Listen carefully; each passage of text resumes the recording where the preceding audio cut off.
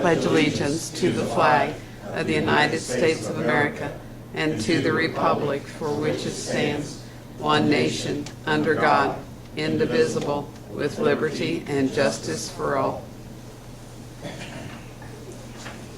Today is Tuesday, October the 18th, 2016, 6 p.m. This is a regular meeting of the Greensburg Water Board. Have a roll call. Donna? Chuck? Here. Tony? Here.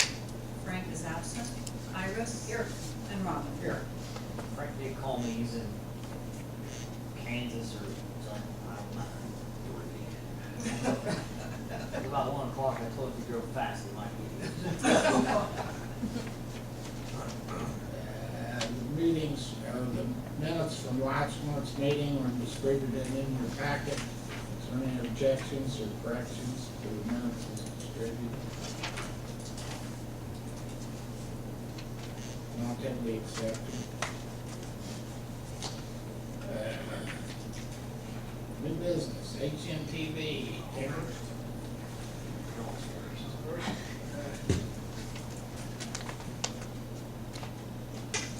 Handout for you.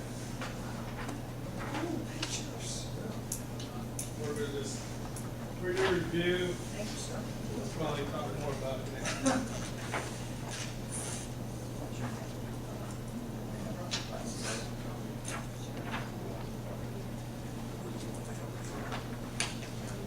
I got 2 more if you guys. You'll get these next week. Is that okay? Yes, sir. What I got for you, we're working on, as you know, the water plant PER, preliminary engineering report, to look at developing a new surface water plant. One of the goals is we have to come up with some alternatives. What I've got before you is summed up where we have preliminary put together.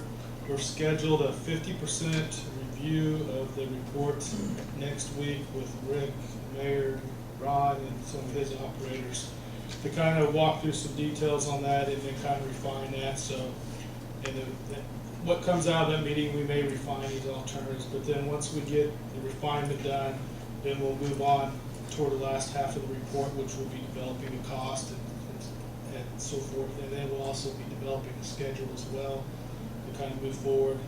As part of the PER with the SRF funding, you are required to have a public hearing, get public input, and at that point in time, we'll have a more formal presentation with the different alternatives and why, the pros and cons, and what was chosen from there as a selected alternative. This is basically just for your review now. We'll cover more detail with the workshop next week. I guess a couple highlights you can point out there. All 4 of them show all the colored lines on there is all the existing buried utilities in and around the water plant. So I guess the biggest key there is it indicates that there may be some open space, but there's not a lot of buildable space. So you really have to work around a lot of those. Some of those would be taken out with the new water plant, but a lot of them are still staying. And that's one of the reasons this staying with your existing campus makes the most sense, is that all your distribution lines and all your feeder lines come into the same location. So if you were to look at an alternative site, you would have to build all this underground utilities to that site to reconnect. So that's one of the pluses to staying at this site. So but you can look through that later. I'll cover it later, probably next month after we have the report. But I wanted to get something out before you so you guys can kind of start seeing, and you'll have some pictures there. Basically, the alternatives, the first one's a no action, which is part of the SRF requires you to do that, just to look at it. It's not a feasible option because that means you're not doing anything and it's not addressing the needs for the next 20 years as well as existing conditions. The second one option is more looking at doing more of a rehab type of thing, keeping as much as all possible of what's existingly there. Third option is a new plant site, a new plant just to the north of the existing groundwater plant.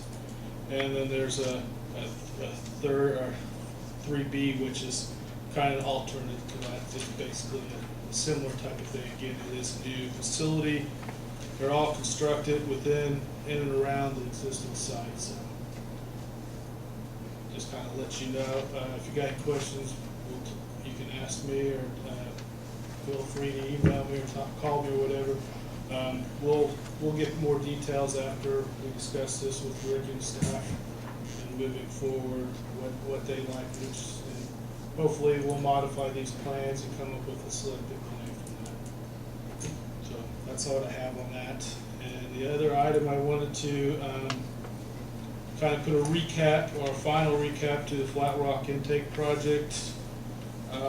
As you know, I was up here several times talking about how smoothly that project went, how well it went. So as a result of how well the construction went, and I hope that was part of the design, is the reason why it went well.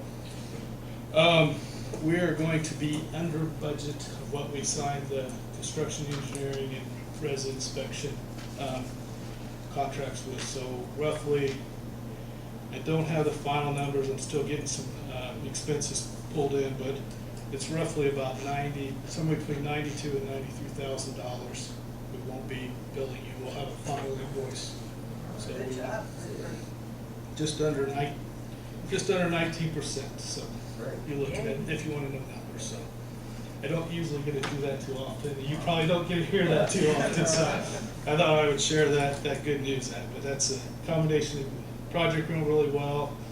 I think it was pretty straightforward. We had a really good contractor. So as a result, we put together those fees. We anticipate what we think was going to happen, how much interaction we're going to have to deal with the contractor, evaluating changes and that sort of thing. So because it went so smoothly, we didn't have to spend the time to do that. So. Part of that was because of the good weather we had too. We had good weather. And they had good luck in being able to excavate the rock. I think it scared a lot of it. It scared us at how much time and effort would be taking to excavate that rock, and we actually were able to do that pretty quickly, and then they turn around and use that rock for backfill, which saved them money, so that helped them overall. So good plus. Any other questions? Thank you. Good job. Thanks, Karen.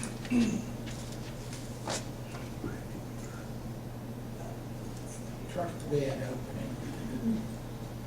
Did you I think Ashley gave him the dawn. Okay. We have one truck bid. Date bid received October 18th, 2016 at 9:05 a.m. by Jake Hempstead.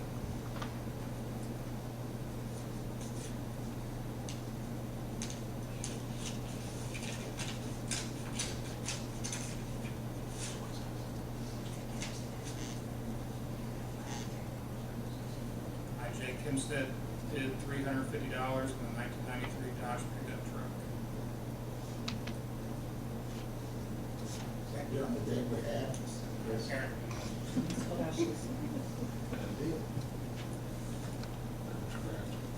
Bring scrap for that, wouldn't it, Rick?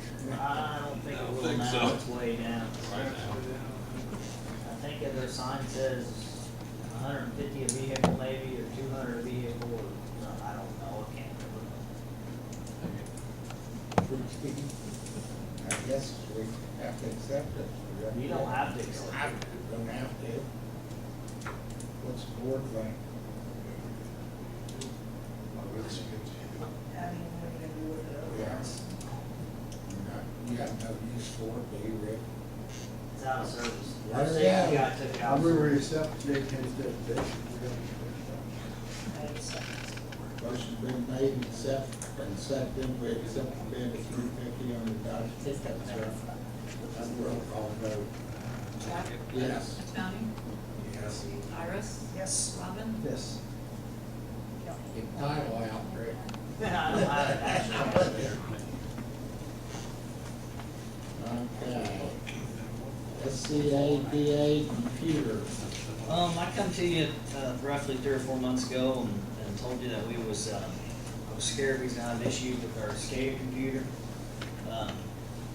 Now, they're having big time issues. We're what they call blue screen. I'm not a computer guy by no means. But it's happened 2-3 times a day. I had to call Toric, which is the one that wrote the program, did all the programming for the river project. They come down last week. It finally froze up on us that we didn't have enough memory in it. They sent a guy down that luckily took care of it within about 3 hours. So it was up and running again.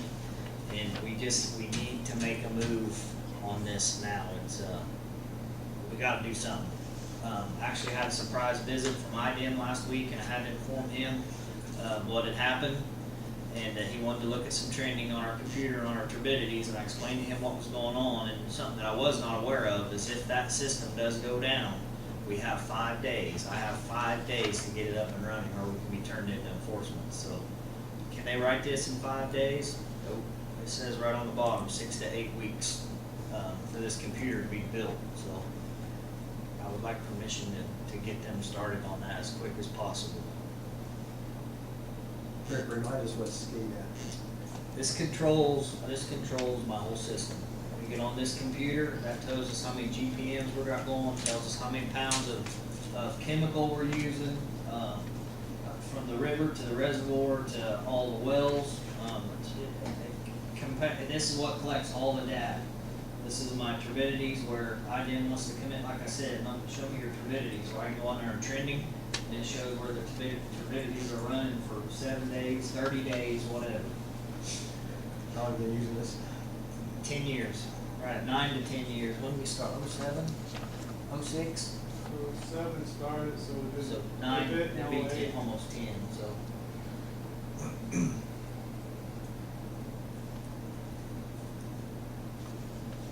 There's no way of fixing it. I actually had them, I actually had them twice because my, some kind of board went out of it about 2 months ago, right after I come to you guys, and they come down and put a different, it's a plug-in on the back side of it instead of tearing it apart, and kind of patched it there.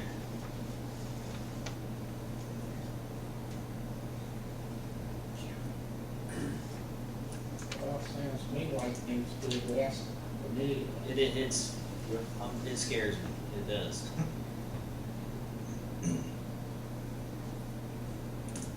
Well, with that being said, I'll make a motion, we'll go ahead and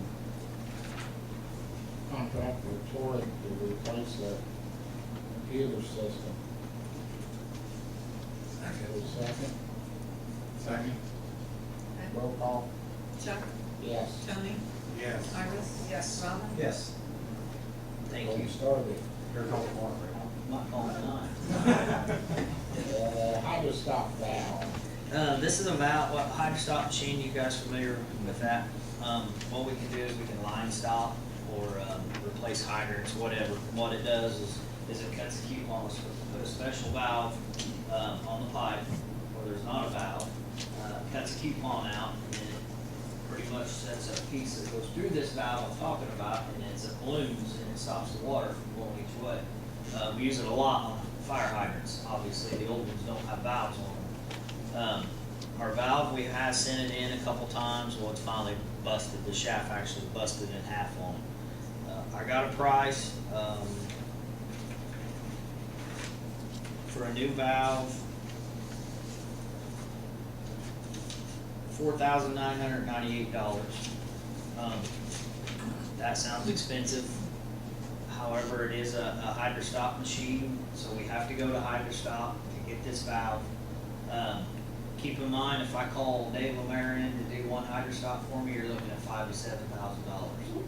So one time of me calling Dave O'Marion to do this is going to pay for this valve, in which we do ourselves. And we use it quite often.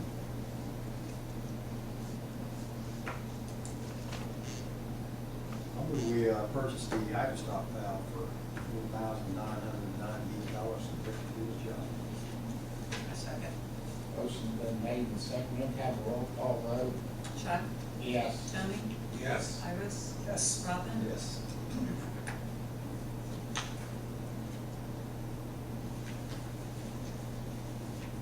Anything else on your wish list? See what happens when I go 1 month without spending anything? The last two's been horrible. That's what I had, Valves. Bring the 50 back. Yeah, we'll pay for their trip down here for the SCADA Valve system. reusable? Rick? No, this valve is, it's done. This valve, what it does, we bolt this on the top of the clamp. It's actually called a Hydra stop clamp. And it's got a handheld valve that closes after we cut the coupon out. Of course, it's open. We gotta shut that valve to hold the water, and then we set another machine on top with the plunger, and then we open the valve and then stick the plunger down there, which shuts the water off, and then we can take the old hydrant off the backside, so. But no, we've had a lot of trouble with it, and honestly, this Hydra stop machine, we've had it, I would say we've had it 30 years, because I've been there 20 years, and it was old when I got there, so. So we definitely got our money out there.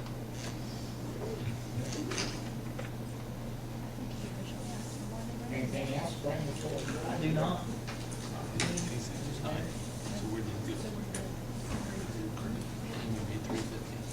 Mayor, you got any issues? Bring the forward tonight? Nope, thanks. Anybody like to be heard? Ron? Yes, please. You may remember a while back, I appeared before you and spoke about the Title VI of the Civil Rights Act of 1964, and we had been busy getting an implementation plan developed, and that was approved by the council in their meeting this month. And I told you before, there'll be some training coming, and it's getting close. The thing that we have started laying on the table there next to the door is a voluntary anonymous survey form, and we need to invite all of the participants that come to the city, come before all the city bodies and whatnot, to complete one of those surveys so that we can start to assemble some data about the composition of our constituents. So I ask that in each of your meetings you invite the public to fill out one of those forms. They are intended to be anonymous. There's no personal information. We do ask about income and ethnicity and some things like that, so we can get a evaluation of the people that the city works with. So if you could regularly ask people to participate in filling those out, it would help. I guess those forms will be available at City Hall anytime. Yes, they will always be laying there next to the door. We want a good representation. We probably don't want the same person filling out a form every meeting, but we'd rather have that than never have any data, so How long will this be going forever, probably. This is a part of having federal funds. It is a federal statute, and this is being driven at the moment primarily by the Indiana Department of Transportation, Federal Highway Administration, but in fact, anybody that expends federal funds is obligated to satisfy the requirements of Title VI. So we will continually collect data. We'll probably cycle it out at the end of the year. We'll totally start over. We'll keep kind of rolling 12-month period of data to see who we are delivering services Very good. Would you want me to have that in the utility office to pass out, or is that a little bit too much? to. No, I think where the city service people in general, we need to start to assemble data. One of the things we have to do is an annual goals and accomplishments report of what we have done and what we hope to do or plan to do in the next period or the next year. So one of the things that's always good to have something to report, and as we start to assemble data, it's something we can tell the authorities that we're working on. So I can get you copies of that. Okay. Thank you. Thank you, Ron. Anybody else like to be heard tonight? Board members?